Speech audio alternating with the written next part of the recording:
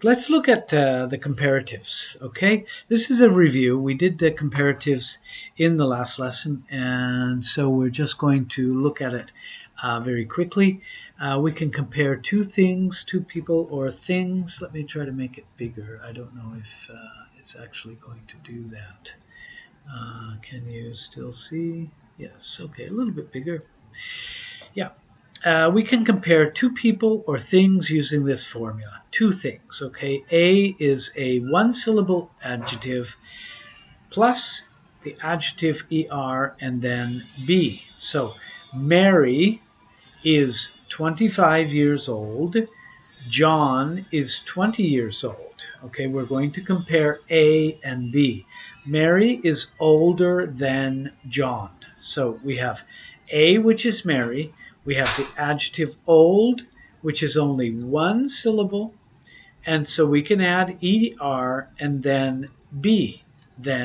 So B in this case is John. So A is more plus a three-syllable adjective than B. So A is health is important. Important is the adjective. B, money is important. Okay, so we're going to compare health and money. Health is more important than money. So the first element, health, then we have is more, because we can use more with a three-syllable adjective, and then we just use the adjective than be. Don't forget then. It's important that you finish the comparative with then. Adjectives with one syllable, you have an adjective, so the comparative. Old, older, cheap, cheaper, big, bigger. Spelling. If the adjective ends in one consonant, one vowel, and one consonant, double the consonant. So big, we have B, a consonant, I, a vowel, and G, a consonant. So in this case, you double the consonant. You double the last consonant. Big becomes bigger, but the spelling is with two G's. Fat, the same. We have consonant, vowel, consonant. A is a consonant and T is a A is vowel, T is a consonant, so we double. Fatter. Hot, hotter, double T. Adjectives that end in Y, pretty, prettier, funny, funnier, happy, happier. So we change the Y to I and add ER. Adjectives with two or more syllables.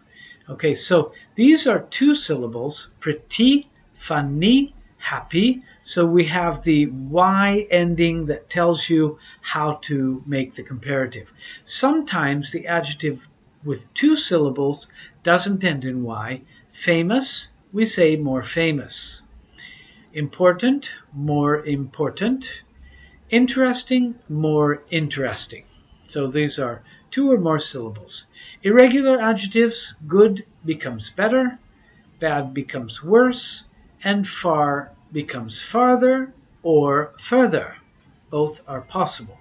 Now you can do exercise 1 if you want to do those exercises and you have access.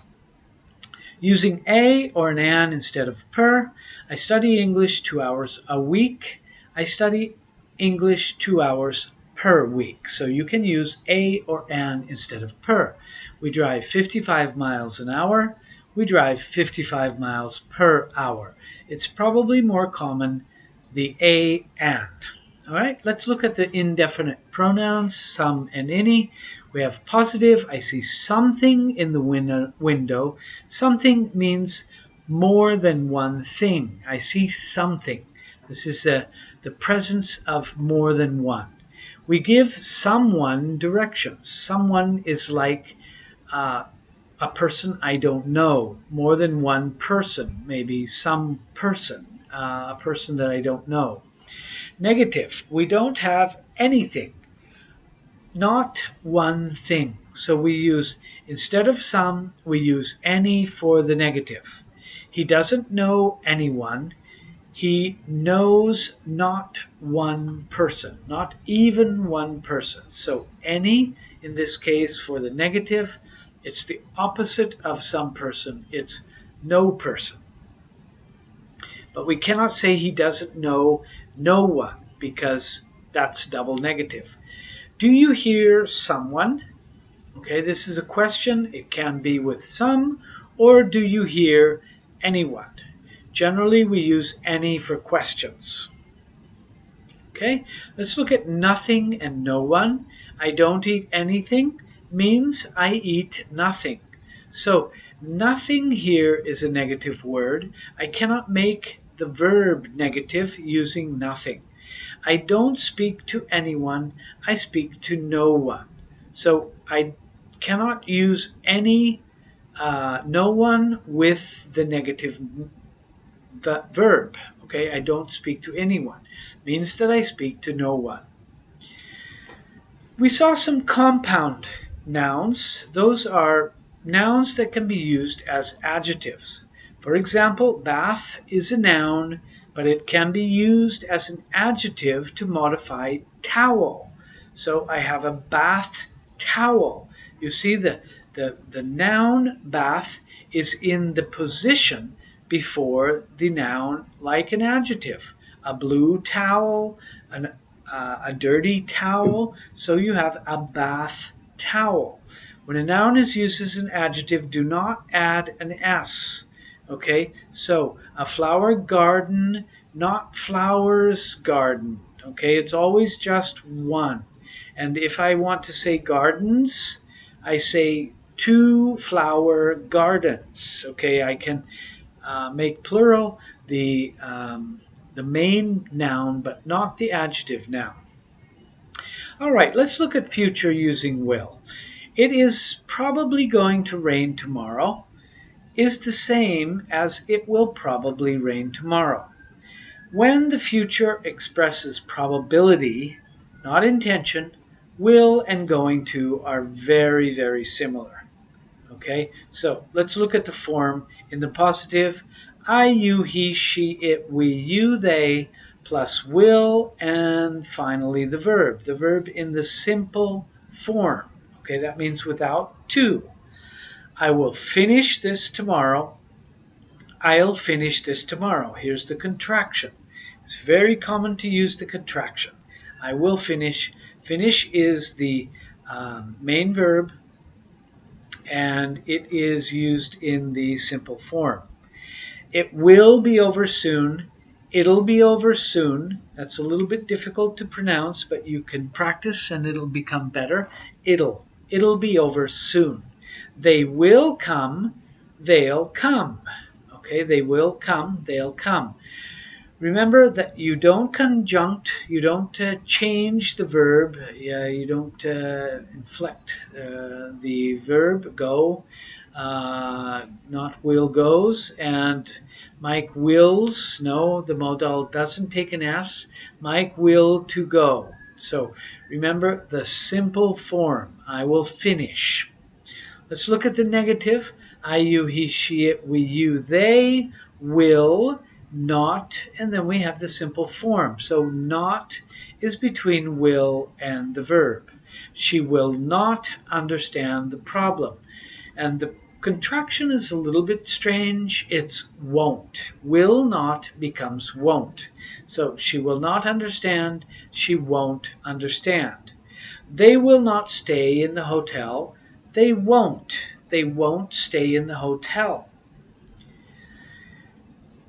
The question word, and then we have will, and then we have the subject, and then we have the simple form of the verb. Now, this corresponds exactly with causae. We have the question word, auxiliary, in this case, auxiliary verb will, then we have the subject, and then we have the simple form of the verb, the infinitive. Will you come to the party? Okay, this is a question without a question word. I can also say, when will they arrive? Okay, so this is the form of the question.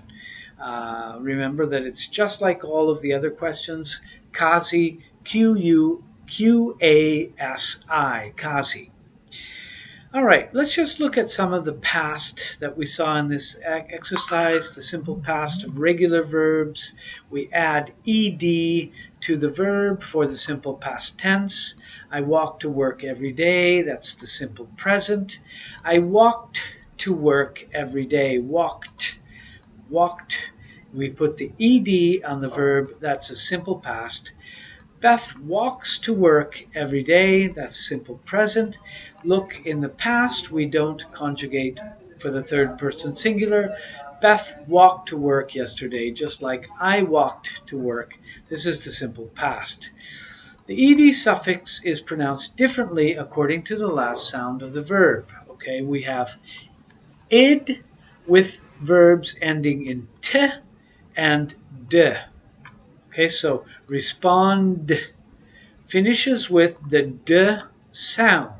So we have to say responded. We go from 2 to 3 syllables. Respond, respond, responded. So we have to add another syllable. We have to add the id sound. Want, want finishes with the t, so we add the ed and it becomes wanted. So we go from 1 to 2 syllables. Want, 1 syllable. Wanted, 2 syllables. Okay, it is pronounced as T or D in all other cases. Okay, the ed only with verbs that finish with t and with d. Now we have a voiced d. So live, live does not finish with t, does not finish with d. It finishes with a v sound which is voiced.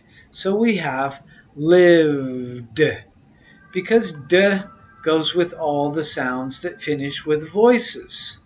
Seem, seem is voiced, so we have seemed. Remember, 1 syllable. Seem, seemed, not seemed. Fear, r is voiced, so we have d, feared. We have 1 syllable. Fear, feared. With the unvoiced sounds, we have t, t. So help, helped, helped. 1 syllable.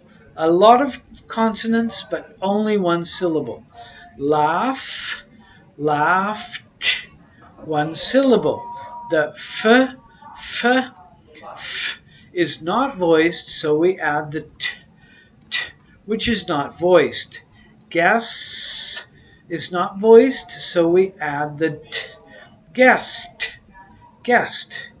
Let's look at the positive form. I helped my mother yesterday. Helped. The negative form, I didn't help my mother yesterday. We add the negative non with the the auxiliary did. This is contracted. I did not help my mother yesterday. I didn't help my mother.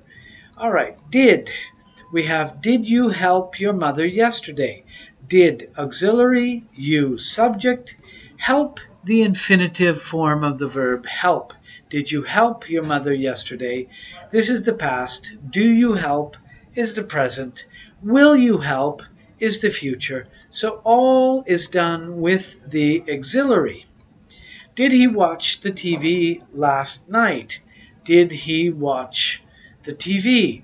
When did they stop the protest? We have the question word when, did auxiliary, they, the subject, and stop the infinitive. Let's look at some past tense irregular verbs, okay? Come turns to came. Okay, we do not use the ed in this case. You just have to learn these verbs. Come to came.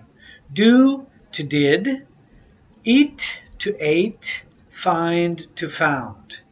Go to went. Have to had. Put remains put. See, saw.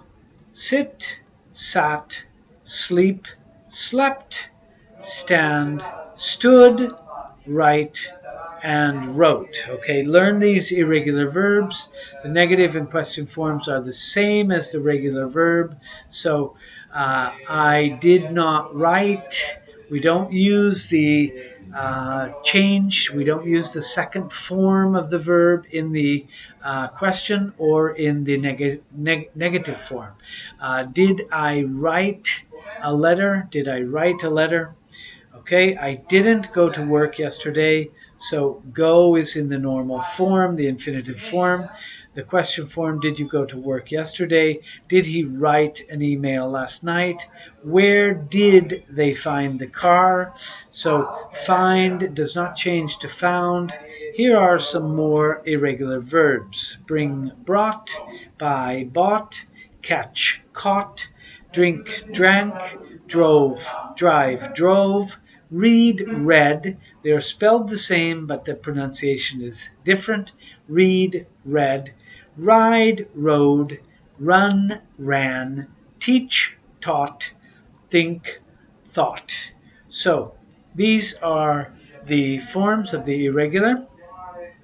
Okay, so at this point, I think that